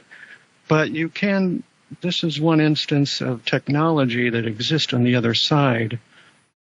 And there's a lot of these kind of technological, it's thought technology. And the aliens have this too, where, you know, you have a ship and you're in the ship and you're both just all energy, like in the NASA tether incident that you'll see. And they just think where they want to go, and whoosh, they go off. And it seems that way too. If you've ever seen one of their crafts in the sky, the way they move, it's, I mean, you know, the same old thing, right? Unconventional, but just it's the way they move. I mean, you would think, I mean, almost as quick as the mind, you know. How they say the hand's quicker than the eye, right? Well, the mind's quicker than all that, and it's kind of how it is. Like they're just moving it around. Yeah, it's a hell of a technology, and you know, man, I'll tell you what, getting your hands on something like that would be just. I would love to take a ride in one of those things, and if they got the holodeck, I think that could be the new drug, right? People getting addicted to the holodeck. You could go back to a time when life was beautiful. You won't want to leave. Oh, yeah. And if you could tool around the cosmos and see some of these places, it would just, you know. I think about in the show or the story, is it A Christmas Story, where Ebenezer Scrooge and the ghost of Christmas Past, I think it's called, takes Ebenezer around. They're in the spirit world, and and the ghost shows them this, and man, that would be so cool if you could take some of these people that hate you, or you know, they don't understand. You could take them in their dream, let's say, and show them something, and it would affect them so deeply that it would completely change their world. When they woke up, they would be a changed person. Yeah. And I've done that a few times. And that's that, you know, and it's like when my mother came, and I had that interaction, it was an out of body experience. Like it's almost like she made sure I got out of my body so I could travel with her. And that's kind of what she did. She took me, it's like I grabbed her hand and we were where we were supposed to be. And she didn't talk. It was like, almost like, telepathy. Like they say, everyone says these ETs will use telepathy and not talk. Yep. And it's like, you would think if it's telepathy, you really don't need to know a language, right? Because it's your thoughts, and you're going to take those thoughts as thoughts, is what they are. So there is no language. It's like, that's the universal language, almost like telepathy. That's right. I mean, we could get by all language barriers with that. Right? That's exactly right. And it'll be interesting to see what this government report consists of. That's supposed to come out later this month, right? Yeah, I'm looking forward to that. I'm looking forward to those audits going on, too. So I got a couple of things that are in my wishful thinking basket. Yeah. So we'll see. But listen, before we run out of time here tonight, I have just a couple other questions that I'd like to ask you. One, you talked about being able to enter another person's dream. And so, I mean, is this something that anybody can do? I mean, it seems like you really have to be a ninja of the mind to do so, or do you? Yeah, I wouldn't say everyone can do it. It takes, you're going to find this trait in souls that are mature. They've been around quite a while, and they're in the, let's say if you break up your Earth school into 3 levels, let's say you live 10,000 lifetimes as male and female. You know, some lives you die when you're a baby, some you live to a ripe old age, and everything in between. There's 10,000 lives. It's a lot. Yeah. The first 3,000, you're not going to be a great person. You're especially in the beginning, you tend to be seduced by the dark side, and you want to know what it feels like. You lusting for power is a big thing there. Yeah. Power over others, dominion, all these things. Those are signs of younger souls that have not learned. And then you get in the middle where the soul starts learning and becoming more self-aware and some empathy. And then in the last third, you have the teacher souls, the messengers, the first responder souls.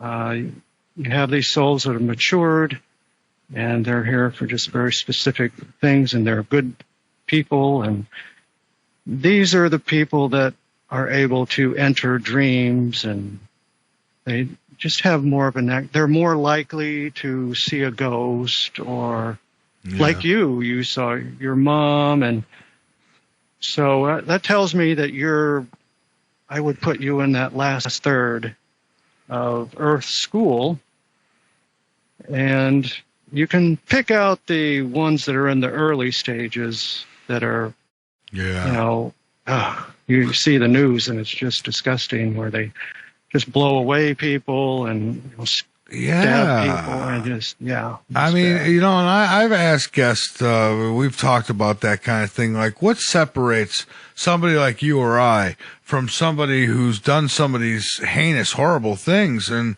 and often, I've had two answers. One is, one guest says, we're not that far apart from those people, that, we could be those people too. The other says, well, those are like entities without souls. They're not like us. They're not spirits who've come here for the human experience and the lesson. They're dark forces, that have come. Cause I just think, how could somebody stab somebody 140 sometimes? And I couldn't do it once.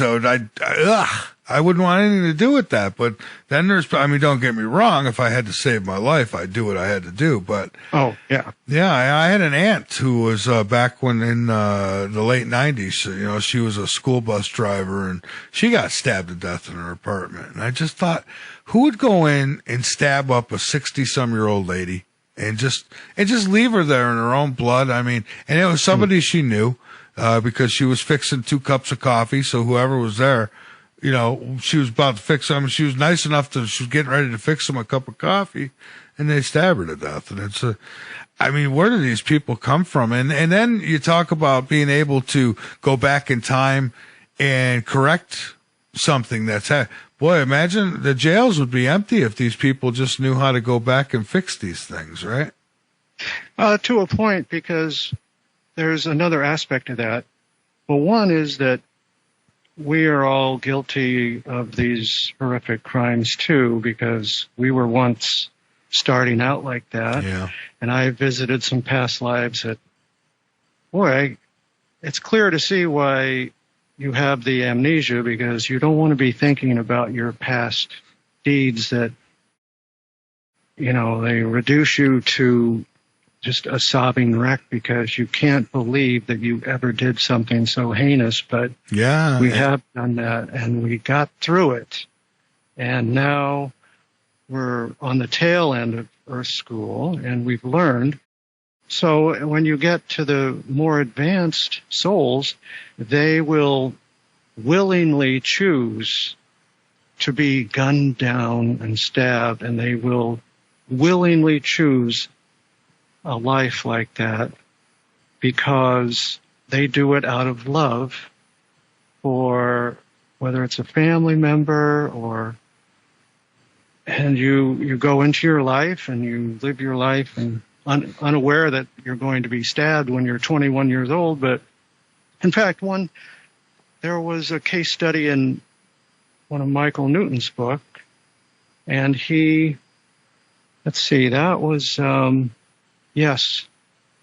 a person had murdered someone, and now their next life was going to be 600 years ago. It was a man, mm-hmm. and the next life was going to be it was like in the time of castles and maidens, and it's a woman, and she was going, at age 21, she was going to be stabbed 120 times. Essentially, she's going to experience the same fear that he instilled into his victim when he killed this woman. Oh, yeah. So that, he would, and that's how you learn. And Earth School is a very harsh learning environment. It's not for the meek. So even the young souls that come here, it's a brave thing to do, and the young souls get caught up in it, and that lust for power over others is so powerful, as we see today with like Dominion voting machines. I mean, how much more can you get than that? But I know that's how we learn. And it's bad when the My Pillow guy gets attacked in a sense. I mean, my guy, he's the My Pillow guy, for crying out loud, But and the thought of these people passing away and then being rotten SOBs when they're on the other side too. It's just, you wonder why they would even be allowed back. I guess because this is a school, right? Where would you send people with a problem to rehab, right? This is kind of, this place will fix you. Fix you or break you. Yeah. Oh, yeah. And, people have a hard time understanding how, and they always say God, and God's not even in the picture. We do have a creator. It's a parent. They graduated Earth School. They went from a dirty snowball spirit. They went through 10,000 hellacious lives, grueling, and they made it through. They've learned everything they can. They've been in every situation, and they got through it. And now, instead of this dirty snowball, they're a brilliant, godlike being. And that's how it evolves you into these angels. So one of the things you do then after you've graduated is you have kids. You make little baby souls. Mm-hmm. And how do they grow up and evolve? You send them to Earth School. And there's many schools throughout the galaxy where you can go and learn.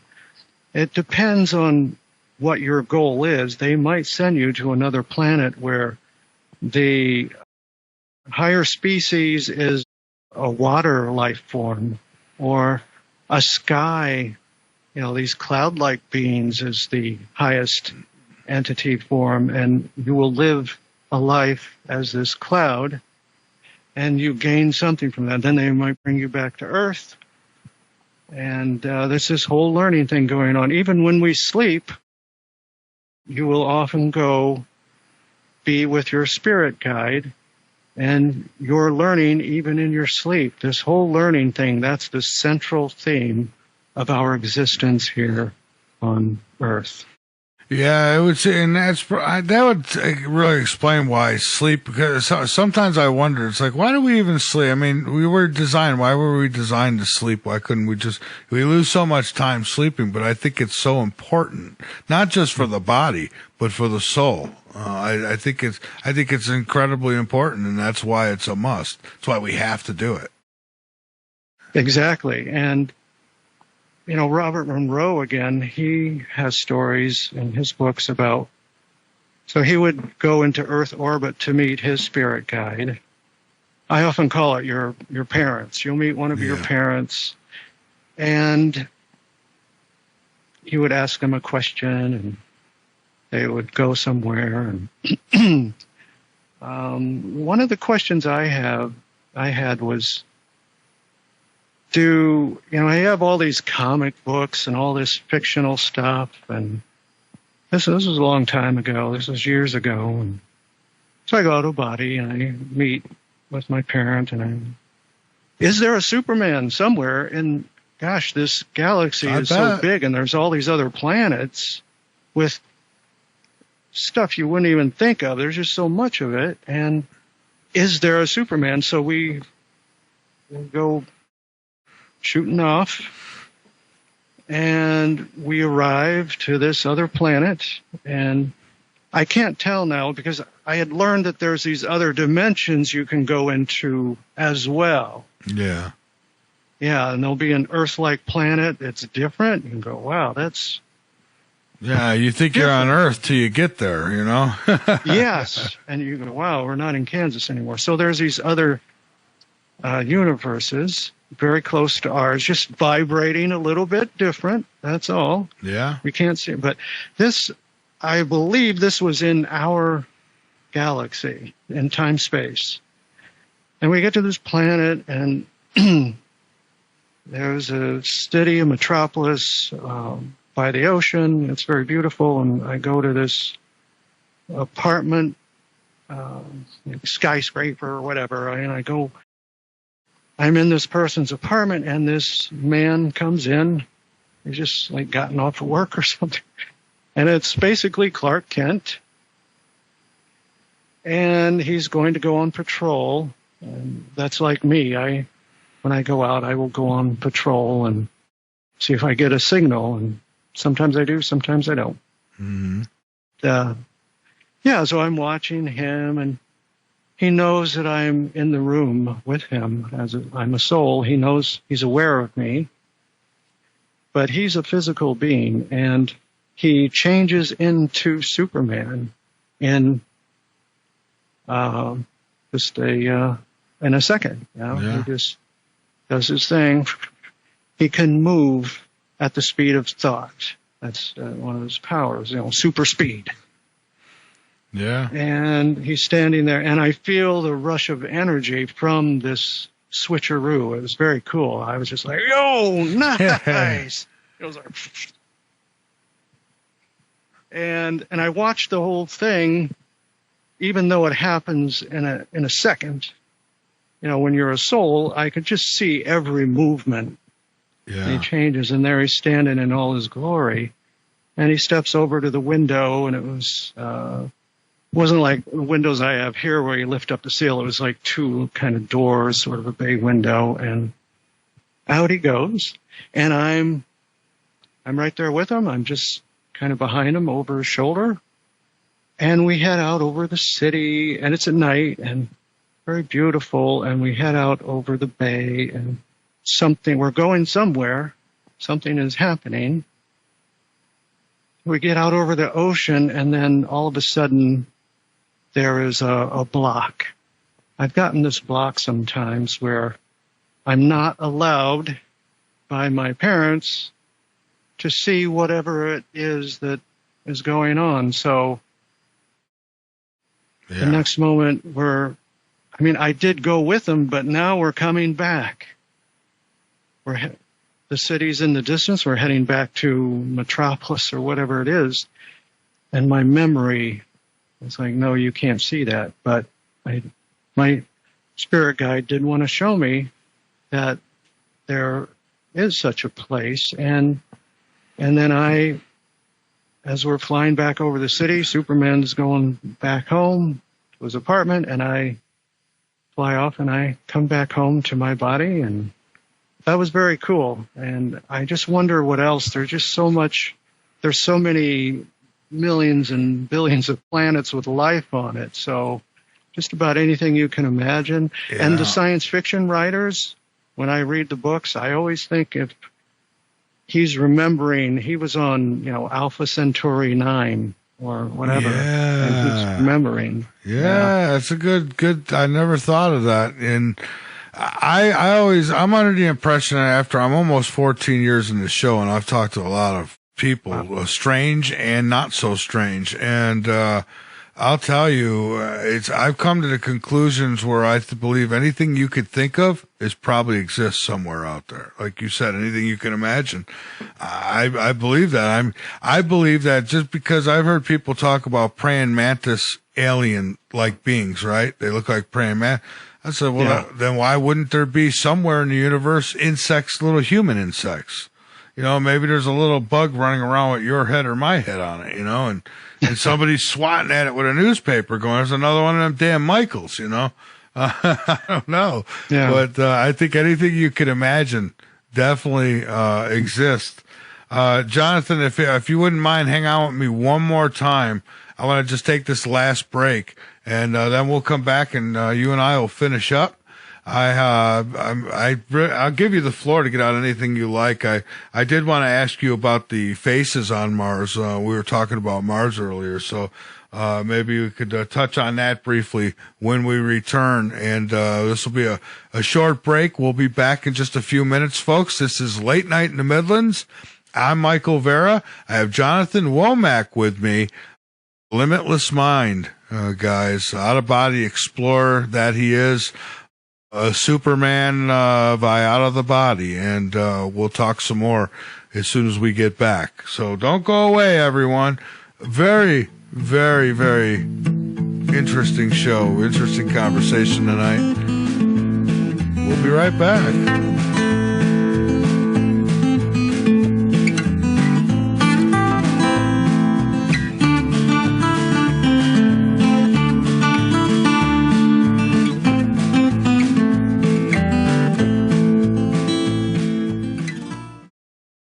You can, and we'll continue bringing you the best guests with the best information as often and as frequently as possible. And it's like we have tonight here with Jonathan Womack. So, Jonathan, we're back, and we're going to finish up here in a few minutes. I'll give you the floor. But let me ask you about those faces on Mars. What's your thoughts on that? I mean, I don't know. I've heard some amazing stuff about that. And, of course, NASA tries to blow it off as shadows. I think it's more than that, isn't it? It's way more. And I want to talk about Mars, but I want to throw one thing out there to your audience before we do. And every 9/11, which is my birthday, I'm at 9/11 in spirit. And this past September 11th was the first time that area has been cleared of the trauma and the lost souls. And I can't tell you how thrilling and beautiful it was to go down to ground level where the people are.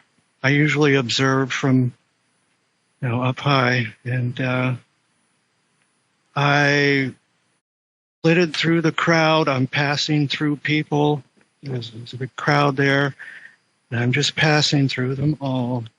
And it was so much love and beauty and joy. And the energy there at 9/11 was spectacular. And so after, 20 years, that site. And I wonder if anybody listening was there and maybe they felt, because if I go through you, you're going to feel a rush. Well, yeah, you feel it when a spirit goes through you, yeah. Yes. So that was me. But to Mars, yes. Nothing could be farther from the truth that these are shadows. And it is such a shame to me. I mean, one of the reasons I'm an associate producer, I volunteer for Richard Hoagland's show, because he's, I feel, the biggest proponent for Mars. I would agree with that, yeah. Yeah, it's so troubling to me. I don't even like to think about it, and I have been there a lot and visited the past. Well, I wrote a book about it, Old Souls. I mean, my books are science fiction. It's science fiction, but I put, that a good bit of this is from what I've experienced and through my OBEs and so forth. And there was definitely an advanced civilization there. It's been covered up. And, my hope is that this all comes out, everything on the moon and the other planets, and it's our legacy. Richard calls it our magnificent heritage. That's what it is. Yeah. Yeah, absolutely. And we deserve to know. And it's it's a shame all the people before us who've gone to their graves not knowing. And I just think that's so unfair. I think, we have a right to know. And most of us do know. We know. We're just waiting for them to tell us, fill in the blanks, And they're going to have to. They're coming out with all this UFO stuff. And I think they're dripping slowly to eventually tell us, hey, guess what? But they don't want to make themselves look too bad in doing it. So I think they're doing it a certain way. And at some point, they're going to have to come clean on these things like Roswell and, Phoenix Light, all these things that they want to sweep under the rug. They're going to have to talk about it. They're going to have to give answers to this stuff. And that includes these monuments of Mars, because there are monuments on Mars, and I've seen them. And again, it's not just like someone's coming off beforeitsnews.com and going, look, these are people who I've trusted, and who I know don't take the subject lightly. And so I know they're not fixing pictures up or any of that. And they prove it, so I don't know. It's just, there's a lot more out there. I think you're closer to the truth than NASA's ever been. So, I had a guest come on and say that there's life teeming even on places like Mars, but because we're at a different vibration and we see at a different light spectrum, we don't see all the life that's roaming around there. That makes sense. I mean, any of the above could be possible. I give it all credence, but we're down to about 5-6 more minutes. So what I'd like to do is give you the floor, get out anything else that you like, plug whatever you like. And I want to thank you for your time tonight. I really enjoyed talking with you. And we should do this again sometime. Yeah, there's a lot of stuff we didn't get to. Yeah. It's pretty cool. So yeah, maybe another time. Oh, absolutely. I'd love to have you back. Yeah. In the last few minutes, well, I guess I'd want to just reiterate about Mars. That's the biggest thing. Disclosure. That's what I think about the most. And humanity, spiritually, yeah, we got a lot of issues going on. And the ETs are very spiritual. They're not going to let us in to the galactic community until we've reached a certain point. But there are many of us truth seekers that are alive today that are ready, and that number continues to grow. And I see as one of the milestones that has facilitated this is the advent of the internet. So the internet has allowed us to communicate at a much greater scale, and we can share this information. And all these conspiracy theories, so-called conspiracy theories, are no such thing. And people are waking up, and the internet has been a big help.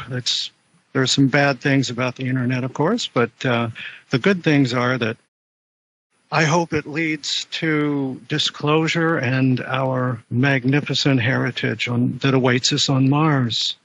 I do too. I want the truth, and I think it's coming. I think it's getting to a point where it's got to come out. I mean, it's just, we're at a time now where truth is coming out, and all the lies, all the evil is exposed. It's like being exposed. It can't help it. It's like the people who you might have known for a long time and thought were, all of a sudden you see them turn into like demons.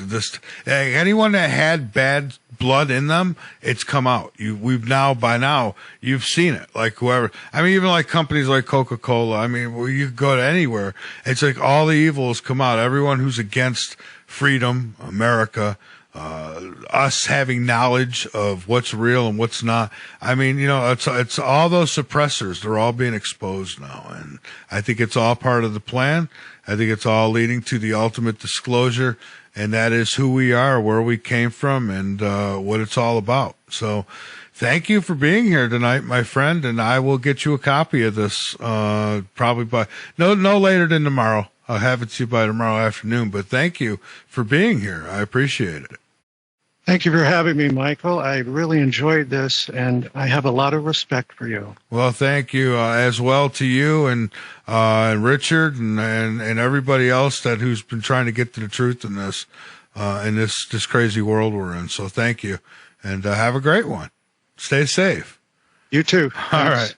Have a good night. All right, folks, there he goes, Jonathan Womack. A lot of fun talking with him. There's a guy I think has his, I don't think I know, has his head on straight. He knows what he's talking about. Made total sense. And this is what I mean.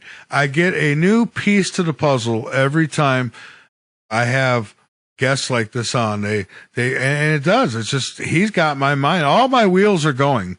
And at some point here after the show, I'll be going outside. I'll be staring up at the stars, and I'll be thinking about everything he and I talked about tonight. And the wheels will go, and every now and then something will click. And it's just another piece to the puzzle. And we just keep putting them in. Who knows? Maybe we'll eventually get this sucker put together and we'll be able to step back and take a big look at the big picture as it is. And that's my hope.